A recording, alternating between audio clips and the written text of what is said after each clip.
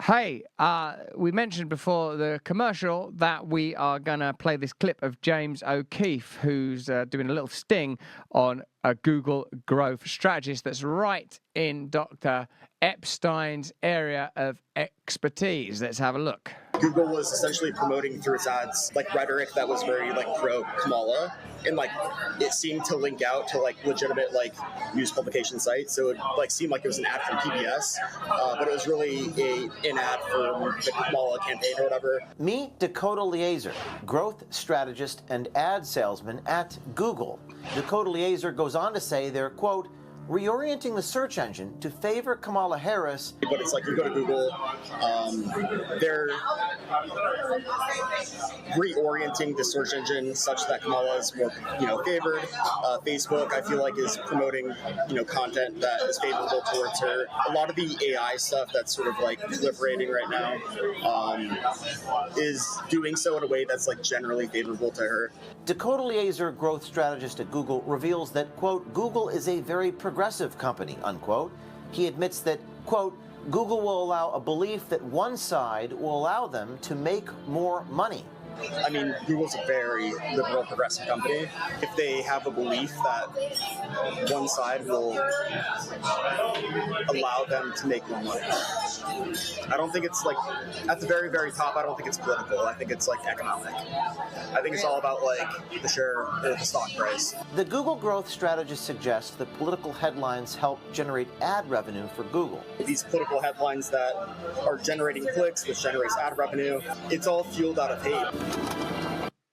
Well, what do you say, Doctor? Is this the very kind of thing that you're talking about from Dakota Lieser, this ad salesman? This is, in fact, you did use this example. What do you think this is happening at scale? Do you think that this kind of manipulation happens not only around elections, but to further promote stories that are in other ways beneficial to the establishment? For example, are you familiar with the Trusted News Initiative, which includes numerous news organizations like the BBC, YouTube, I believe the New York Times are in it, certainly the Washington Post are. So, for example, if they wanted to destroy Joe Rogan with the ivermectin story or attack me on the basis of allegations, those stories would be promoted. Do you think it could be utilized across a variety of issues? And do you imagine it was used in the pandemic? Do you imagine it is used as part of smearing and taking down opponents?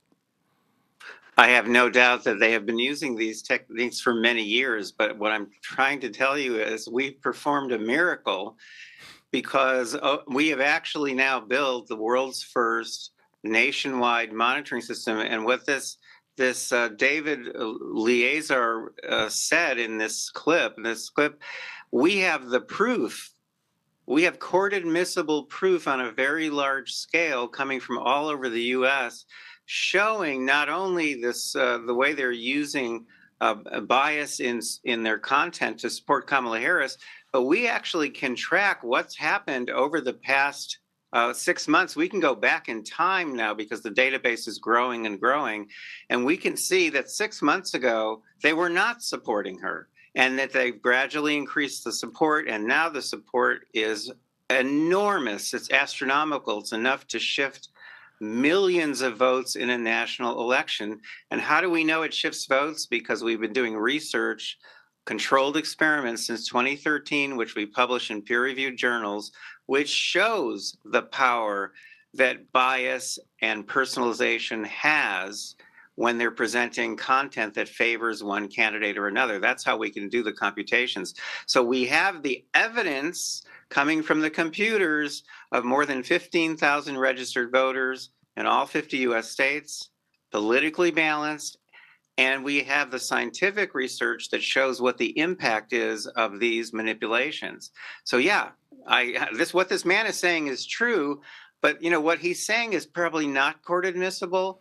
And a lot of the news stories that pop up, the one recently about, for example, trying to look up the Trump assassination attempts on Google, and you type that information in and they send you search suggestions, but all the suggestions are for Lincoln assassination and McKinley assassination.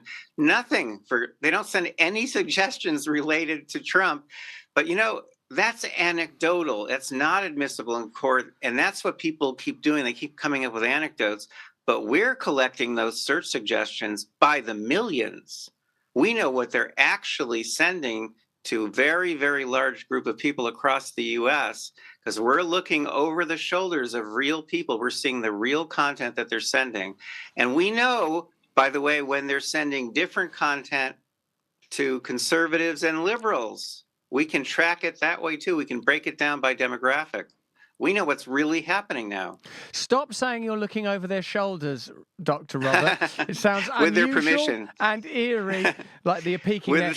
When I'm with their permission. Yeah, I know, I understand it. It's also somewhat metaphorical. But so I have a few questions. One, what are the next steps with the data that you've accumulated, which you say, and I believe you, is empirical truth that these biases that we all understand take place anecdotally is indeed taking place now demonstrably. Would you explain to me what the next steps are? And also, like, you know, because further to that, I know that if I were to use YouTube, because whilst we are on Rumble, and Rumble's our home precisely because we believe in free speech, if I look at how my content's doing on YouTube, and by the way, it varies vastly. Like the last time we did something about vaccines or mRNA therapies, for example, it looked to me like it was being controlled, that there are definitely certain types of content that is shadow banned or in other ways impaired.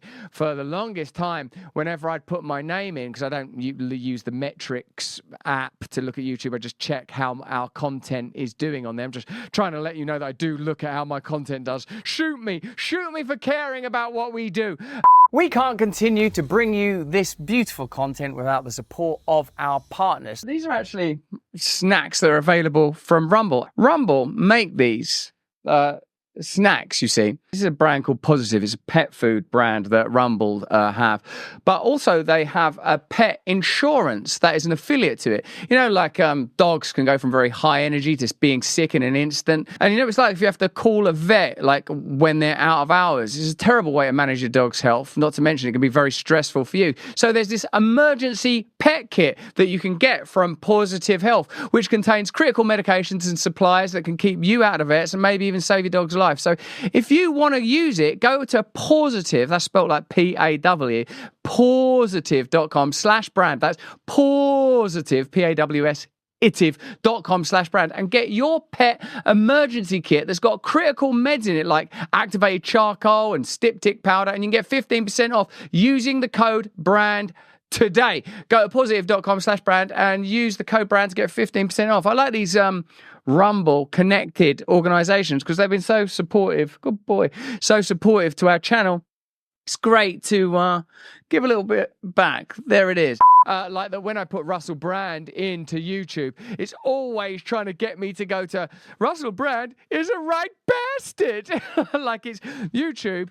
It doesn't appreciate what I've done for it. Quite the opposite, as a matter of fact. It seems to want to destroy me. So would you say that's further evidence of what you are, what you've proved, but it's anecdotal evidence? Well, it turns into evidence when we make adjustments in what we're looking for, which we can do at any time. So if we add your name into the content that we're searching for every day, so right now we're searching for about 600 different items, but we could add you in there as well. Why am I not in there? But moving forward, we can make adjustments of any sort, and we can look for anything at all, any manipulations on any platforms. Then I would at some point be able to use that as evidence to say, hey, look, correct, Google is clearly biasing people towards these outcomes. Could you do it? Is it possible to do it retrospectively, or is part of the problem that it's ephemeral? Could you go back to, for example, September 2023, when a series of media organizations worked in coordination with several other NGOs and government agencies to propagate some pretty nefarious stories? Well, right now we can go back about a year, but moving forward, we're going to have years and years and years of data, and we can, as I say, make adjustments in what we're searching for. So right now, as a matter of fact, we're in the process of revising what it is we're searching for because the elections are so close here. So we're going to be searching for more than 1,000 different people and topics. And as this system grows, because it's growing every day, we have more field agents added every day, and we're looking for more topics every day. The system is just going to grow and grow and grow. And yes, at some point in time, you'll be able to look back. If you're in the system, you'll be able to look back, and we'll gather all that data for you. And then moving forward, we can look at anything that we want to look for, because we have access.